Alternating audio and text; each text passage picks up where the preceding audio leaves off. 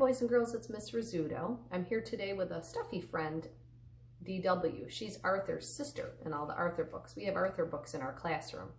I'm going to read to you today Arthur's April Fool by Mark Brown. And we have a lot of fun and we talk about April Fool's Day. April Fool's Day is today, April 1st. And on this day, we talk a lot about playing little tricks on people. Like maybe telling them they have something on their nose and they really don't. So you're going to listen to what happened with Arthur in the story and why he tried to find a trick that he could do. Arthur's April Fool. It was the last day of March. The joke shop was full of people getting ready for April Fool's Day. Arthur and Buster tried out everything. Buster bought sneezing powder. Arthur got a fake telescope that gave whoever looked through it a black eye. But Arthur didn't feel like playing jokes. He kept thinking about Binky Barnes. Who is Binky Barnes? Asked Buster. Picture King Kong. Now double it, said Arthur. He keeps threatening to punch me out.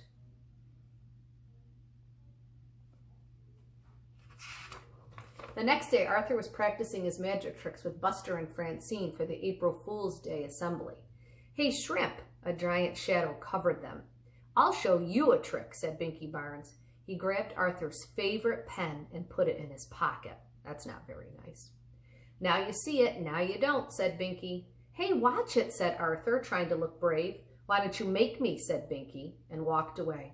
Pick on someone your own size, called Francine, like Godzilla. Wow, said Buster, you were right. He's going to pulverize you.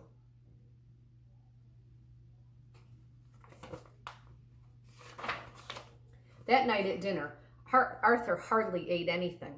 He didn't finish his cheeseburger. He didn't even want any chocolate cream pie. What's the matter with Arthur? Asked his father. He's worried about getting pulverized, said DW. Maybe he's been watching too many outer space movies, said his mother.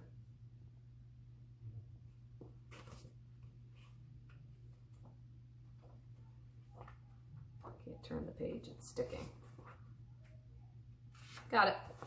Later on, DW barged into Arthur's room. Good night, Mr. Universe, she said. Haven't you ever heard of knocking? Asked Arthur.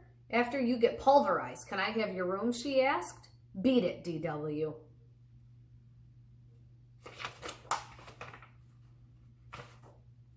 When Arthur finally fell asleep, he had nightmares. The next morning, Francine offered Arthur a cookie. Yuck, said Arthur. This tastes like soap and toothpaste. April Fool, laughed Francine, but Arthur was too worried to laugh. I'll never remember my magic tricks for the assembly, he said. Calm down, said Buster. I'll be your assistant. I'll help you if you get stuck. Arthur felt better. He could count on Buster, but just before the assembly, Buster got caught putting sneezing powder on Mr. Ratburn's desk. Instead of going to the assembly, Buster went to the principal's office. Uh-oh. Can't do stuff like that. He's going to be in trouble. I'll blow it for sure without Buster, thought Arthur. He walked into the auditorium. Who was sitting in the front row? Binky Barnes. This is going to be even worse than he thought. Arthur worried while Mr. Ratburn read people's minds. He worried while Francine and Muffy did shadow tricks. And he worried while the chorus sang that old black magic. Finally, it was his turn.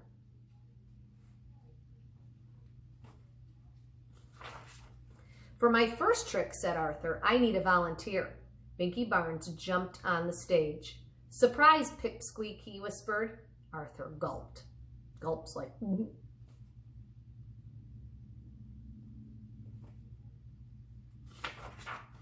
Arthur asked Binky Barnes to tear up a sheet of paper and put it in the magic hat.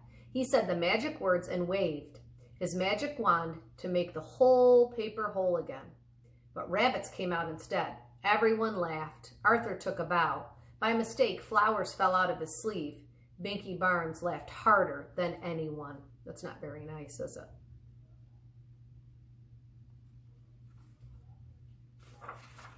Then Arthur had an idea. He winked at Francine. For my next trick, I will saw this young man in half. Binky stopped laughing and took a step back. My saw, please, said Arthur. Binky turned pale.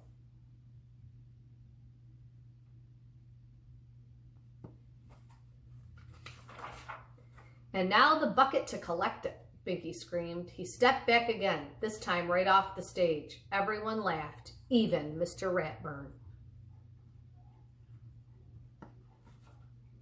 He's not going to really do that. He's just trying to scare him. After the assembly, Arthur stopped Binky in the hall. What's the matter, Binky? You left before I could show you my best trick. No thanks, said Binky Barnes. Are you sure? It lets you see things you've really never seen before, said Arthur. Really? Said Binky.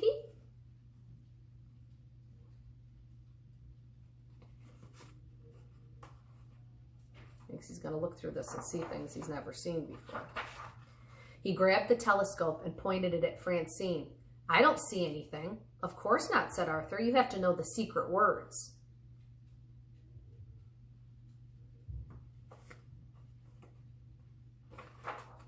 Tell me, said Binky. I can't, Arthur explained. They're so secret, I have to write them down backwards.